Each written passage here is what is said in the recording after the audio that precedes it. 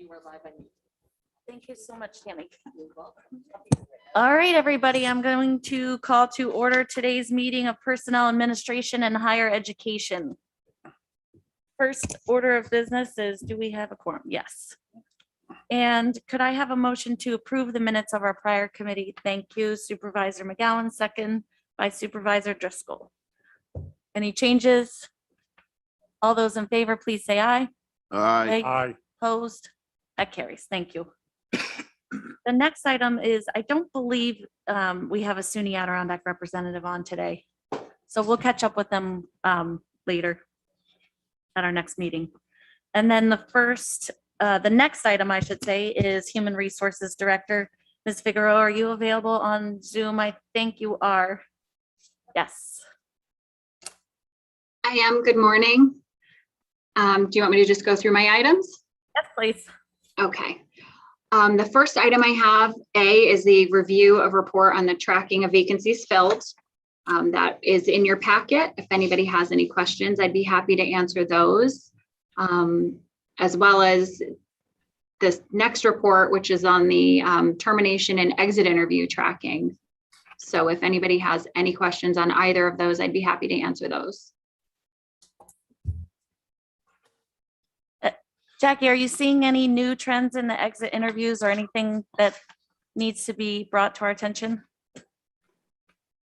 Not at this time. It's actually, I feel like it's slowed down a little. So I don't think there's anything new to report at this time. Okay. Well, there's a peace sign there on that bottom one, so that means good. That's a good, yes, descriptor there.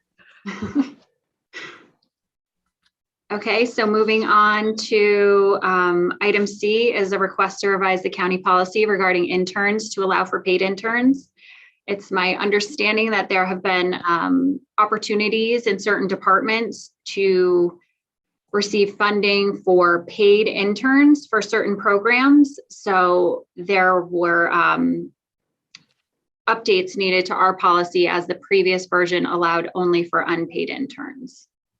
Right. Thank you, Jackie. This came to my attention through the planning department. So I wanted to bring it through to committee to change the policy to give the ability for our departments to offer paid internships subject to, as you'll see in the red line version in your packet, subject to appropriation. Obviously, we need to have the money available in the budget. And there will still be an approval process through the county administrator's office. So I'm going to let County Administrator Moore speak to that, please.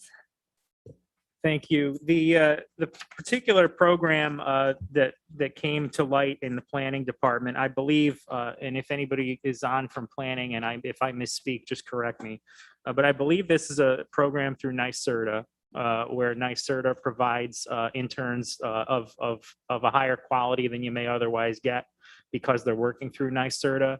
Provides interns to help with, for example, the climate smart work that the planning department is doing. And I believe that the concept here would be that NYSERDA picks up 75% of the cost and the county would pick up the remaining 25. And we would be talking about, not an exorbitant amount of money. So the way the current intern policy is written, if you turn to item 2C in the packet, and item B, it says currently only unpaid intern positions are authorized. So the policy that we have in place precludes us from considering participation in a program like this. So what we're saying today is if there is a desire to have access to a program like this, the amendment that, and there are a couple of amendments that are in red on this sheet, as you can see. But the major one from my perspective is you cross out only unpaid intern positions, and then you say paid and unpaid intern positions are authorized subject to appropriation. And in adding subject to appropriation, what that means is if there is a program out there like this NYSERDA program that a department feels is meritorious and worthwhile to ask for your permission to participate in, that they gather up all of the data, that they come to committee and make a case for the appropriation. we're not, so that would be the governing piece of this, is that they're going to come and it'll run through, I would think, personnel and finance, and then to the full board itself. And if the full board agrees with where the department wants to go with it, then the appropriation will be made. We would probably set up in the payroll system. We refer to them as buckets. If you look at several places in the budget, election helpers, for instance, in the Board of Elections, there's a bucket that's in the compensation schedule. So that is probably how that would be handled. There are other amendments in here in section A, and these are really just to refresh the policy and update it for situations that we've run across. We spell out, that BOCES is an entity that we would partner with to do internships, as well as Warren County high schools, state agencies. That's a reference to NYSERDA, and other public or private educational institutions. We just wanted to be sure that if you're having interns, whether paid or unpaid, that they're not limited to SUNY Adirondack and other 4 and 2 years, that we open it up and consider BOCES, consider the high schools as well. Part C is to ensure that before it gets to committee that I'm involved in it and the chair is involved in it to make sure that it's a reasonable request. Let's see. I think we're okay if anybody has questions. Okay. Okay. Sorry to belabor that. That's okay. I'm looking at the committee and I don't want to lose anybody. We're only at Don't fall asleep. 10 minutes in. Any questions for myself or Administrator Moore? Okay, good. All right. Do I actually have a motion? I don't think I do. This is to a request to revise the county policy as shown in 2C. Could I have a motion to that effect? Supervisor McGowan, second by Supervisor Driscoll. All those in favor, please say aye. Aye. I'm sorry. This always will come back to committee. I think See, that we've added another layer. The chair of the board has to approve all this stuff. it's my understanding that yes, the administrator and the chair of the board, along with the department head, would authorize the intern to work in the department. But if there was a funding request, that would have to come back through personnel and finance and on like normal. For instance, with this planning department situation, there will be a county cost. I think it's somewhere in the range of $4 an hour. And I don't know if the county has that, county planning department has that in their budget or not. That's not my question. My question is, will it come back to, so the chair of the, it seems like we're getting cumbersome. The chair, the department head will put forth the, ask for it through the county administrator. And now the chair is involved in all these decisions. And then if it's okay, then does it go through the process and come back to the committee? Yes. Do you want to? No, sure, I yeah. don't think that comes back to committee. Currently, the process, if someone wants an unpaid intern under this policy, there's a form, and it's similar to when they want to volunteer. Right. There's a form that'll come up to my office. I'll review it. Usually, you make sure that somebody hasn't had any criminal past in the area that they're doing the internship in. And then I'll typically sign it unless I have a good reason not to sign it. So though for unpaid interns, it would work the same way, that those are not going to ultimately end up at the board. But for paid interns, that's why the piece subject to appropriation, because a paid internship is something that we haven't traditionally done here. And it's a concept where we would want to ensure that there's a control. Yeah, I'm okay with that. I just, the other level, I just didn't understand adding in. Let me make sure. Can you include that in the personnel when you hire an intern so we know about it? An Oh, unpaid, yeah. you mean an unpaid intern? Yeah, unpaid and paid, just let us know that we're having some interns working. Yeah, we could do that. That would be over and above the way we currently do it, but we could do it. We could have HR Just add do it up. some sort of periodic report to us. Okay. Supervisor Conover? Yeah, Supervisor Gary brings up a good point, and that is that it's one thing to inform the chair so that the chair can inform the board or anyone else for that matter. But if I'm hearing it correctly, I don't have it in front of me, but if I'm hearing it correctly, what we're doing is we're assigning administrative authorities to the chair. And to me, those are authorities that belong with the county administrator.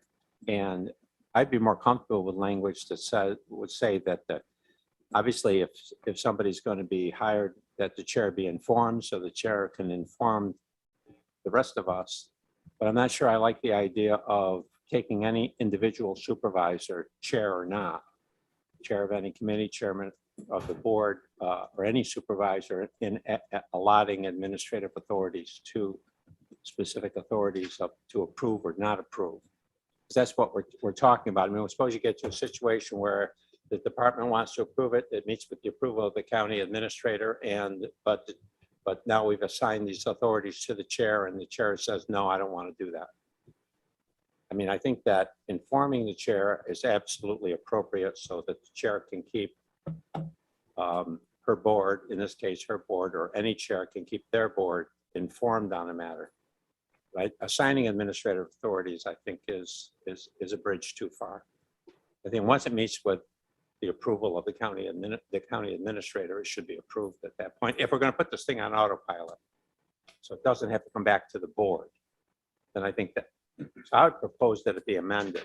The proposal be amended to have language that indicates that the chair be correctly informed of what's going on, so that the chair can, whoever the chair is, can keep their boards and answer questions should any board member call. I would propose that.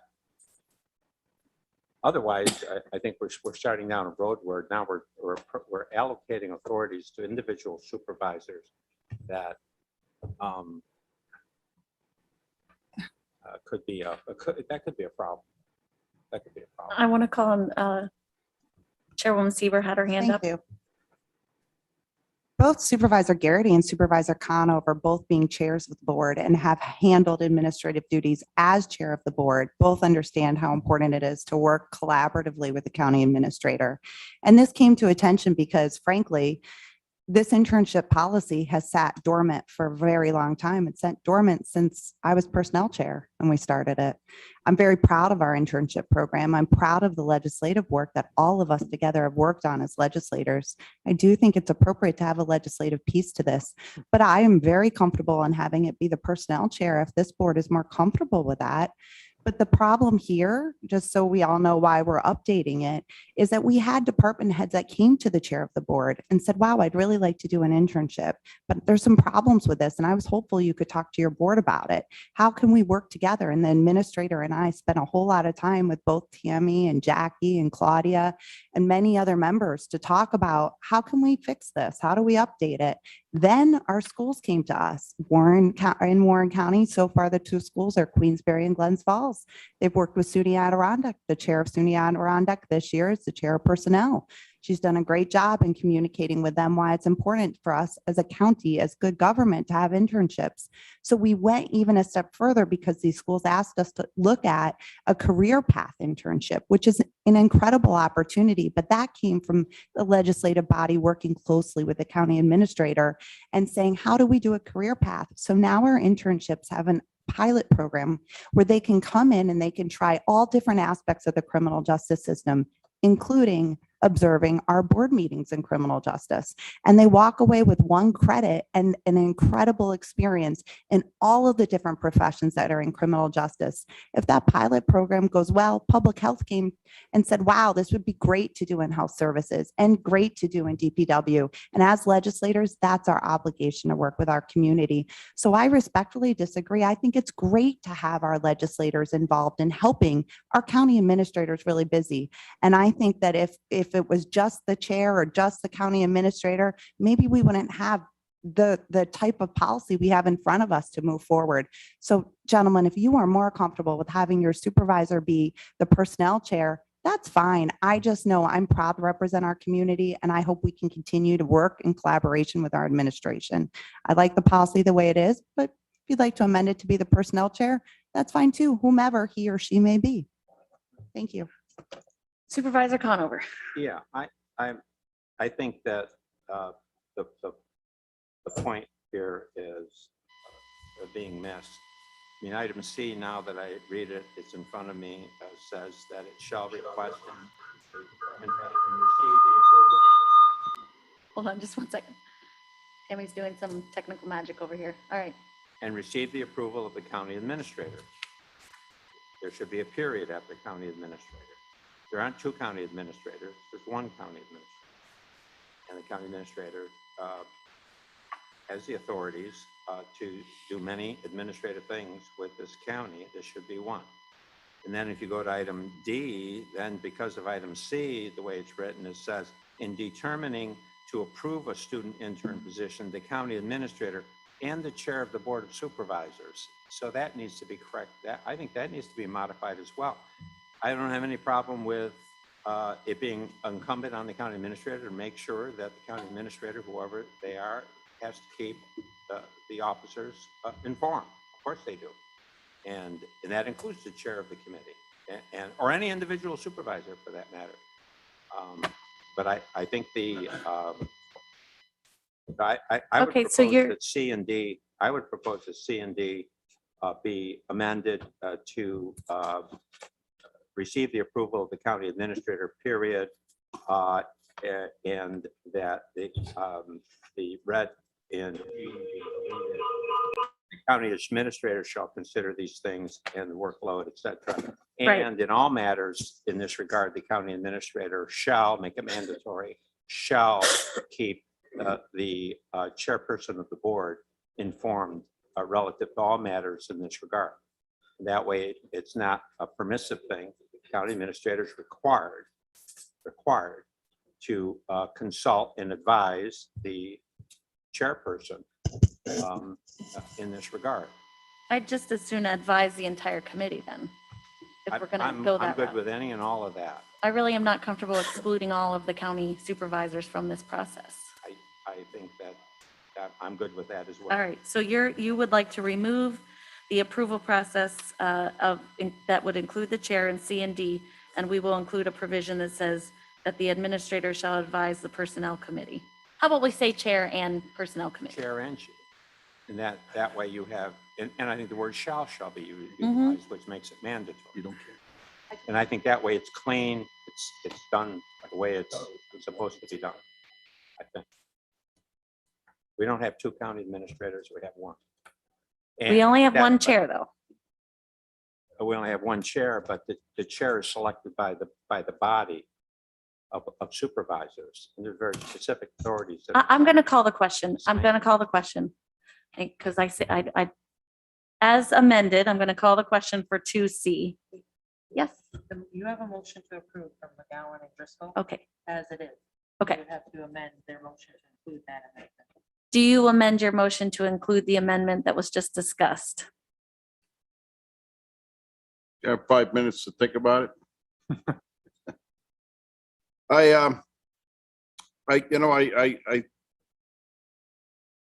I see where Supervisor Connor was coming from. I kind of like the way it was read, it's because I look in teamwork, because there is no I in team and, having two people so If you want to withdraw your motion, you can. I think that. we no, can make- I'll go with the amended, Okay, as long as it's going to a body so we all know. okay. We are including that shall advise the chair and the personnel committee. Okay, Supervisor Driscoll, that's all right with you? Thank you. As amended then, am I okay, Amanda? All those in favor? Aye. Opposed? That carries. All right, Jackie, you want to give us an intro on this next one, please? Sure. The next item is a request to revise the county policy regarding tuition reimbursement for out of unit employees specifically, I believe at this point, to allow for 100% reimbursement. Right, thank you so much. So this was another item that came to my attention, and especially given the fact that we're having a hard time with employee retention. People were having a hard time using the policy as it existed. It was very cumbersome from an administrative standpoint. And I'll have Ryan speak to the new process, but, or at least how we're laying it out. One of the things was that people were having to come to their department head and to HR to get approval prior to even enrolling in the class. And really, it's meant to be a reimbursement after they take the class, after they have proof that they paid for the class, less whatever financial aid they are able to get. And that they get a C or better in the class. And it has to be related to their county employment. So it can be related to improving their own professional development, so long as it relates to their county employment here. And they have to stay, I believe it's 18 months in order to not have to pay back their reimbursement. So I think this is a really great benefit that we can provide to people and encourage them to increase their skill set in a way that really benefits the county. And in one of the departments like DSS, we're hearing that some of the people are trying to get higher roles within the county, but they need to have a particular education. And so as they pursue that education, they can take on these higher roles in the county departments. Yes. Is Go it, are you sure it's 18 months? Because it's crossed down, it's got 3 consecutive months. Oh, I'm sorry. That's right. I, That was a change. Yeah, we thought that was, at least I did. I thought that was too long to hold on to this person and require them to pay back the money if they don't stay for 18 months. So we reduced it to 3. I'm lost now. Brian, do you want to explain? Sure. So there were two pieces going on here. So employees, it's been communicated to us. Employees sometimes find the current policy. So the current policy, let me back up a step. I understand The- that. I was here, we went through a lot of this. I get that, that it would be convoluted. They would come to us and, well, was it really a course that they were dealing in their employment? All I'm asking is, how long do they have to stay with the county after we pay for their tuition? 3 months. That doesn't seem long enough. It doesn't. Sorry. Do you want to make a proposed amendment to what we have here? Well, I mean, some of the costs could be what, a couple, 3,000. I'm not sure what courses are. Yeah. I just don't think 3 months, you train somebody, maybe they're looking, they go in there, and I don't know how long a course lasts, does it last 6 months? I just think it should be at least minimum of a year. I mean, at least keep them on the payroll so you get the benefit of them taking these courses. I just think that's like, if somebody's got their eye on something, well, I'll roll in a course, I'll take it, and then I'm gonna book the county after 3 months. I just don't think that's long enough. Supervisor McGowan? Yeah, thank you. That's a big jump from 18 to 3. And the cost of education keeps going up and the cost of books and everything else, and you would hope that they would look inside the county to move up for a big, but what's to say that they're not doing it for the outer factors, like, a private company, that they need this to move out. So, so basically you got to ask your taxpayers, hey, look, yeah, we gave them an education. Now they don't work for anymore, but they're going out and make some money in the private. That's not fair for the people that have to pay for their own education in the private field. So, I would bump that up to, at least 12 a year. Okay, can someone make a motion to put this on the floor with that amendment to 12 months? Okay, Brad, thank you. Second by Supervisor. I will second it, but I just don't understand the reasoning to cut it down to 3 months. It doesn't, I can't get my arms around that. I agree with paying the full amount for somebody to take a course because they are pretty expensive now. I just couldn't get my arms around why we would reduce it to 90 days and then you can book. You can leave and we're on the hook. Amen.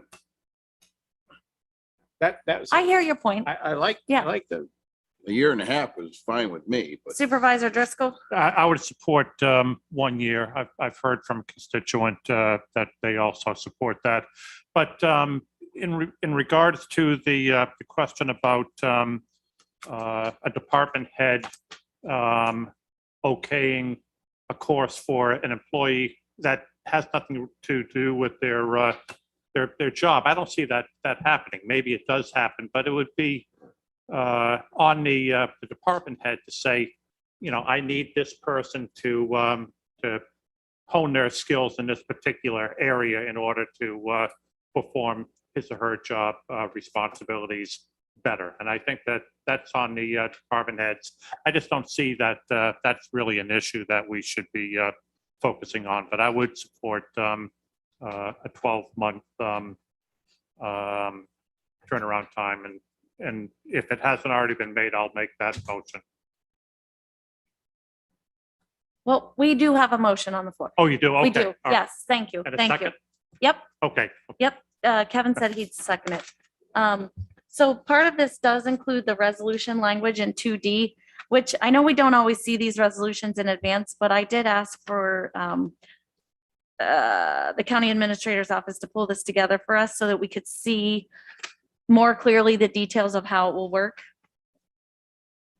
Supervisor Conover, did you have a question? Yeah, I did. We don't have to resolve, in terms of this section, we don't have to resolve it at this time, but it would seem to me that the comment was made, we all know what the cost of education is going up. And I'm just wondering how many part-time or per diem people are taking advantage of this. And if they're not, maybe we should be considering the upper cap, the dollar amount of the upper cap. But that's not an issue we have to resolve today, but you kind of see where I'm going, Ryan. In other words, our per diem people, they come in and work on per day Yeah. situation, and maybe we would be better taking what we think is the appropriation of resource in that regard, or even the appropriation of resource for part-time, and move it into our full-time category and say, but it'd be kind of interesting to see, for example, let's say some scenarios, let's say somebody that's working for us has a Bachelor of Science, and they're looking to become a master, a master's degree, X number of credits. What's that going to cost? And what should be our appropriate role in that? And so at some point in the future, I can support the amendment as stated, but I think going forward, I think that's the kind of thinking Yeah. I think maybe we need to have. Thank you. Yeah. I also, I asked Jackie to pull some numbers for us. She has it listed. Oh, does she? Okay. It's there. Thank you. There hasn't been. Yes, thank you. There hasn't been a lot. In No. 2020, nobody took advantage of it. 2021, we moved up a person in the treasurer's office, which took a principles of management accounting. And so you're not getting a lot, but we had 11 people in 2019, and then it really tailed off with the pandemic and stuff. But I think it's important that I'm all for it. I'm all for the reimbursement. I just don't think taking a course and booking after 3 months was correct. Yeah. And that's it. We want I our hear- employees to be better. And Right. That's what we're trying to do. But just to give them a gift, and then it's on the taxpayers. We got to remember who's paying for this. It's all the county taxpayers. So that's just. Yes, Supervisor Leggett. Thank you, Chairwoman. That I was involved in training for years, and we always had within our groups folks that did not pay and folks that did pay. The folks that paid always paid more attention, were more committed, and did a better job. Those that did not pay were not so much as. So it's always good to have something vested by a person that is getting the benefit, the education. The employer gets some of the benefit from the increased knowledge and such, but it shows a commitment on a person's part that when they pay, there is an attachment to that. And I'm not on this committee, but a nominal fee. I mean, you're picking up even books on this and fees. That's very, very generous, but you couple the reducing to 3 months and no costs. It really exposes the county to a finance that might not bode well in the end. Yeah. Supervisor Leggett, I will say, I thought about that too, making sure they have something in it. And I think the procedure that we're gonna put in place now does make sure that they are invested because they have to pay up front. Whereas before, they knew they were getting whatever from the county. So now they have to pay. And they're taking a risk that they might not get the full reimbursement from the county if for some reason it doesn't come through, but they're still investing in their own education. So I think that people are still going to be willing to take the courses for themselves and then hope for the county reimbursement on the back end. And they have to get the grade. If they don't pass, we're not going to reimburse them either. I think they have enough in it. Yeah, just to speak to where we are right now and where we would go under this. So currently, if a person wants to take advantage, any of these people here, process they had to follow was to go to their department head, and then the request goes on to the person, to the HR director and the personnel chair, and or at least that's what it says in paper. Yeah. So, but the problem that we were running into is if you have a department, especially a department that has a small budget, that may not have funds budgeted against this, it can be hard from the get-go to get it in front of That's the right. committee for consideration. So we're concerned that some people are not taking advantage of the program because of that inherent challenge with the timeline, that in order to, that right now what the process has us doing all of this before they enroll in the course. So they never ultimately enroll in the course. Okay. What this contemplates is having them go through the course. And as long as they do well enough in the course, then to have a process in place where they can submit for the reimbursement. The course has to be employment related, and that's got to be verified by me or the department head or the HR director in conjunction with the personnel chair, so that we know the county is not getting ripped off for something that only benefits the employee and not the county as a whole. And the books and the fees actually are currently part of the process. If you look at the documents that the auditor uses to process these reimbursements, that is something that we currently include. So there would be no change from that perspective. The only change would be going from a cap of 50% on the reimbursement to, as it's contemplated here in front of you, to try it out at 100 and see what that does.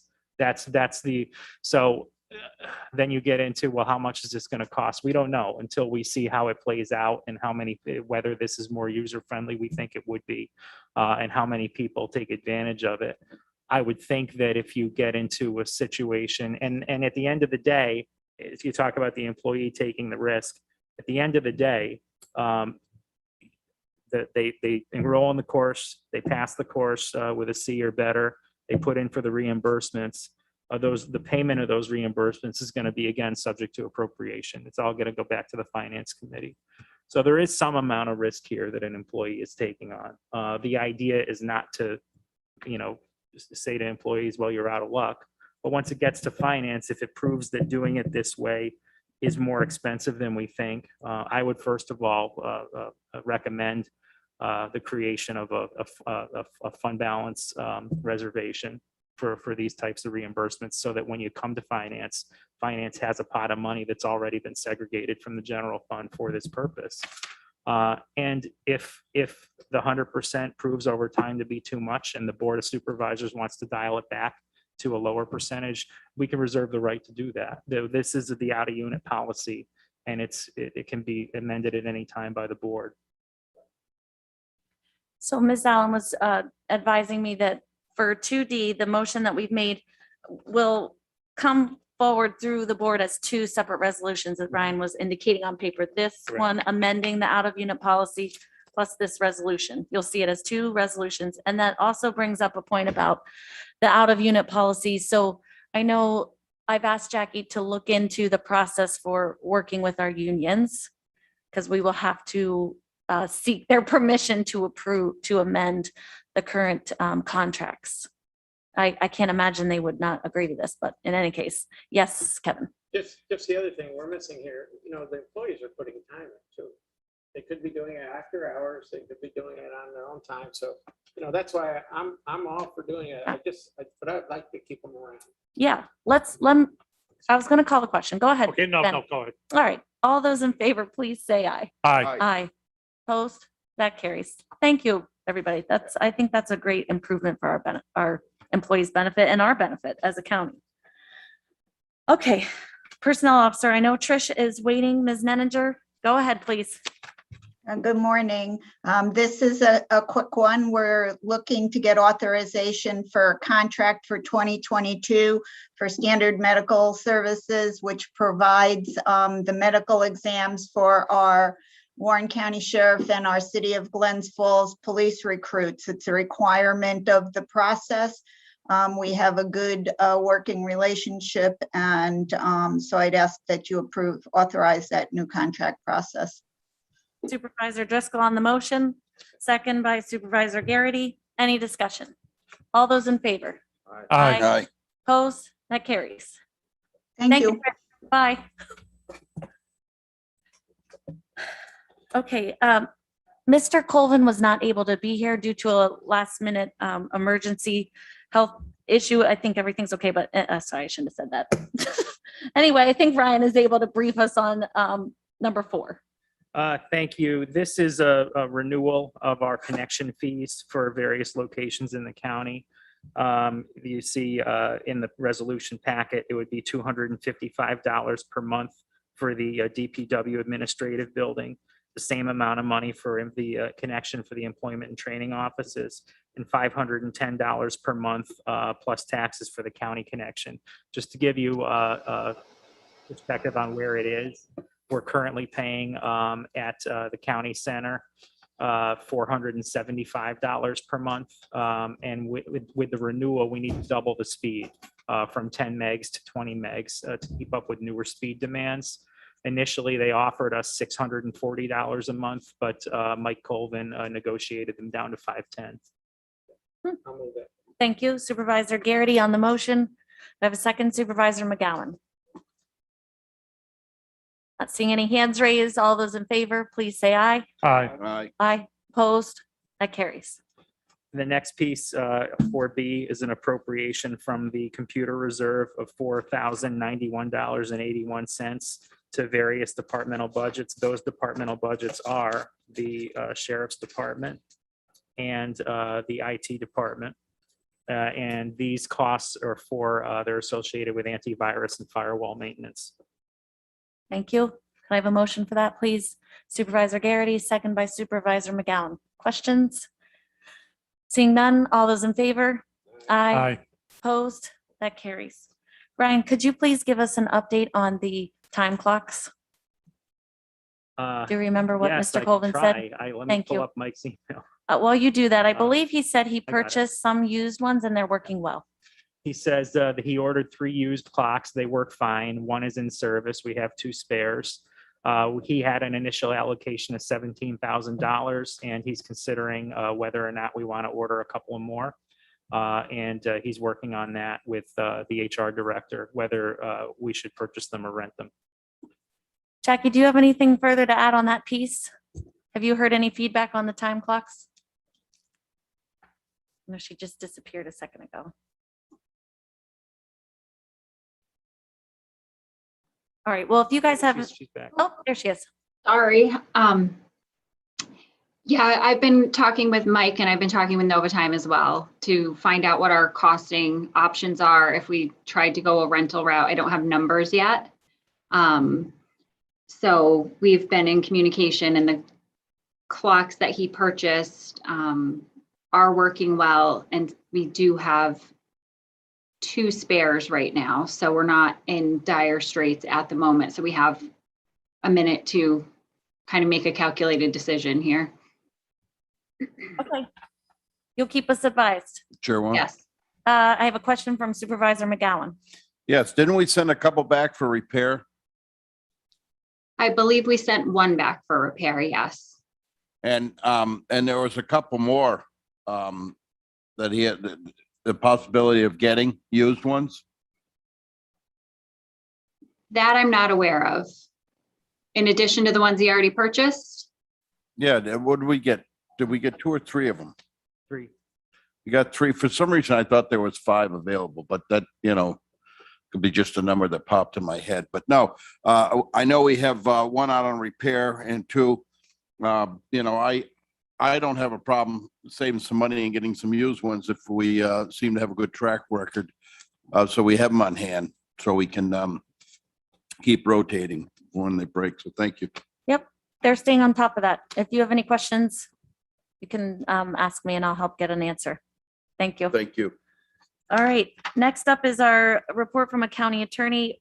Mr. Terwilliger, could you just let us know which cases we need to talk about in executive session, please? Yes, thank you. I'd like to discuss in executive session the case of Forest Enterprises versus Warren County. That's number one. Number two is the case of Christopher R. Strunk versus Warren County and others. So the third one is the case of Estate of Ryan Taylor versus Warren County. And the fourth one is June Maxim versus Pamela Vogel as Warren County Clerk and Warren County and others. And those are the four cases that I'd like to discuss. I'd also like to have Attorney Ryan Dickey stay in as well, because he can add for us on Forest Enterprises. He's been doing the litigation on that for the last 2 years, and he's far more versed in the nuances of that case than I am. Okay, and I'd like to add the Morgan case as well. And could I have a motion to go into executive session to discuss those cases? Thank you. Supervisor McGowan, second. Supervisor Garrity, all in favor? No, Aye. Aye. Opposed?